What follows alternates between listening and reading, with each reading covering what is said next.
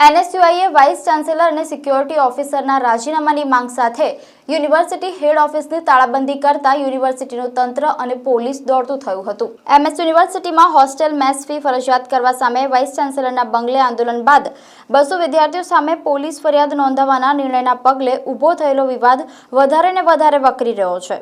છતાં સરકારના શિક્ષણ વિભાગની જાડી ચામડી પર કોઈ અસર થઈ રહી નથી।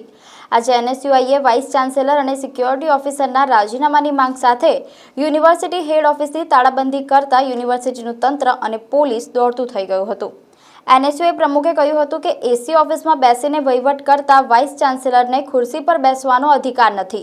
યુનિવર્સિટીના સિક્યોરિટી ઓફિસર પણ વિદ્યાર્થી વિરોધી છે।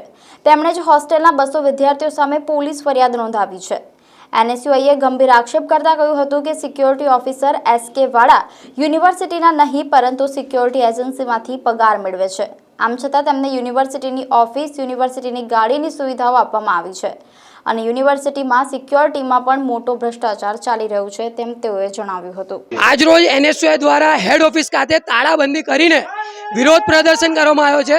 કારણ કે જે યુનિવર્સિટીનું તંત્ર ખાડે ગયું છે તેના માટે ફક્ત ને ફક્ત બે વ્યક્તિ જવાબદાર છે, એક સુદર્શન વાળા અને જે યુનિવર્સિટીના વાઇસ ચાન્સેલર છે તે। કેમ કે જે વાળા છે તે અવારનવાર વિદ્યાર્થીઓનો અવાજ દબાવવા માટે ખોટી ફરિયાદો વિદ્યાર્થીઓ સાથે ગેરવર્તણૂક કરે છે અને જ્યારે યુનિવર્સિટીના સત્તાધીશો જ્યારે અમારી વાત સાંભળવા નથી આવતા ત્યારે જેમને અંદર બેસવું પસંદ છે ત્યારે એનએસયુઆઈએ આવીને તાળાબંધી કરી છે અને વિરોધ પ્રદર્શન નોંધાવ્યું।